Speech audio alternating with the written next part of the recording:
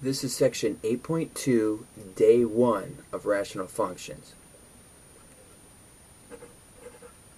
A rational function has the form of y equals p of x over q of x. You might even call that f of x equals p of x, q of x, where p and q of x are polynomials. The inverse variation function, y equals a over x, is a rational function, and that's what we're going to look at here when we graph this. The graph of a parent function, y equals 1 over x, is a rational function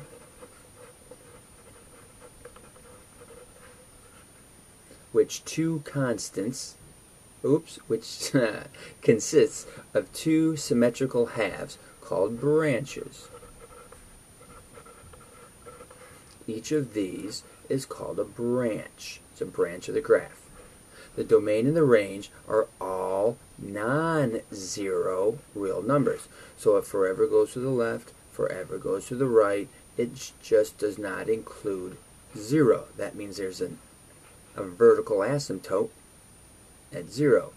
It also has a range of all real numbers. It goes up forever, it goes down forever. It hits every y value except y equals 0. That's a horizontal asymptote. Any function of the form y equals a of x has the same asymptote, domain, and range as our parent function. These notes here are going to be very important, especially in the future. Our vertical asymptotes, to determine where they're located, you set the denominator to 0. We'll talk about horizontal asymptotes and slanted asymptotes, primarily a pre-calc topic, will be discussed as we hit those in the future lessons. So regardless of what the bottom looks like, you set the denominator to 0 to determine where your vertical asymptote is located. Let's graph y equals 4 over x. We should already know that this should look like our parent function with two branches.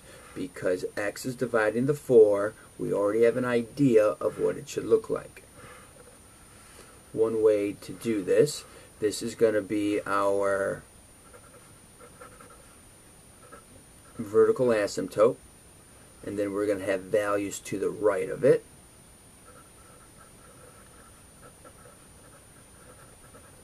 And values to the left of our vertical asymptote. Well, we set our denominator to 0, and when we do that, we get 0. Now we're going to pick x values to the right of 0. A nice one to pick would be 1, because 1 goes into 4 nicely. It goes in there 4 times. We can pick another x value, which might be 2. 2 goes into 4 nicely 2 times. And we can pick 4. 4 goes into 4 nicely 1 time. We can also pick -1, -2, and -4 to get our y values.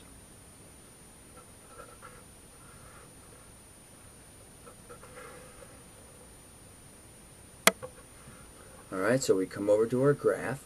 When x is -4, we're down 1. When x is -2, we're down 2. When x is -1, down 4. So our graph is approaching y equals 0. It's approaching x equals 0. This is branch on the negative side of our y-axis. We also could go 1 over, 1, 2, 3, 4, 2 over, 2 up, and 4 over, 1 up. That gives us the other branch. We draw our lines right through. We label our graph. we see that we have a vertical asymptote where x equals 0. We have a horizontal asymptote where y equals 0. Our domain is called all real numbers except, now domain are your x values, okay, except where x equals 0. Your range is all real numbers except where you have the x-axis, which is y equals 0.